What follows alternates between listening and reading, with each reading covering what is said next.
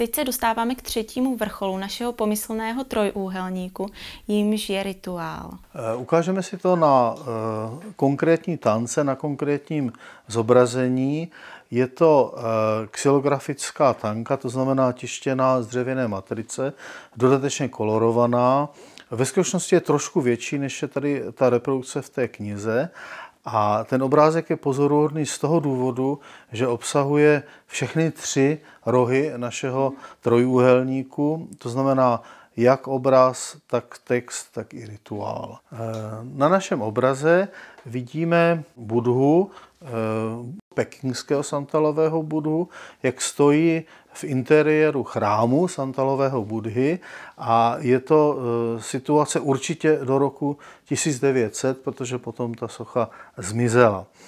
Ta tanka, to zobrazení je pozoruhodné v tom, že zahrnuje, jak už jsem říkal, všechny tři ty body našeho pomyslného trojúhelníku a santalový Buddha je zde znázorněn ve své základní standardní pozici. Tedy je to vlastně, kdyby v té době existovala fotografie, tak toto by byla ta fotografie.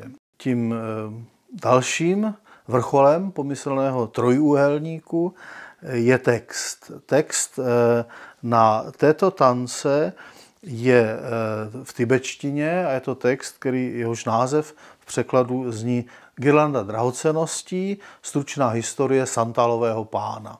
Autorem tohoto textu je mnich Changke Chutak Rolpe Dorje. Ten text je v tibetštině a my ho dokonce i v tibetštině tady na tom zobrazení máme.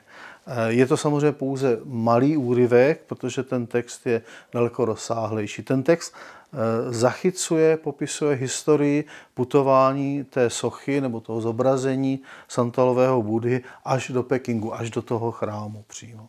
Třetím rohem našeho pomyslného trojúhelníku je rituál. Rituál nebo obřad máme zachycen na tom zobrazení, na tom obraze zde v popředí.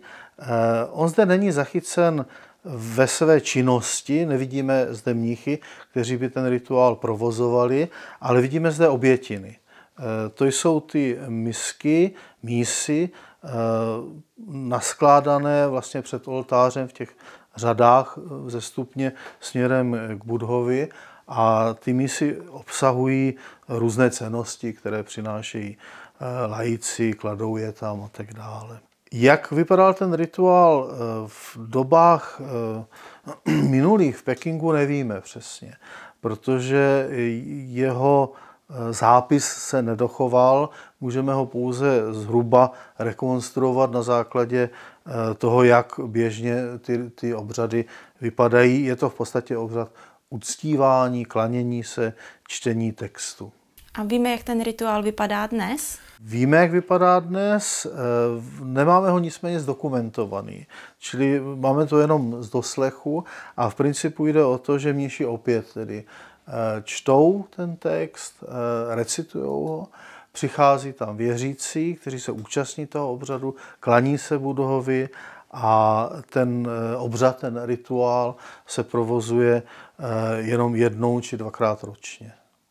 Ten obřad v egyptském klášteře v Burjatsku provozují mniši, provozují ho před sochou santalového Buddhy, kterému Burjaté říkají Zandanju.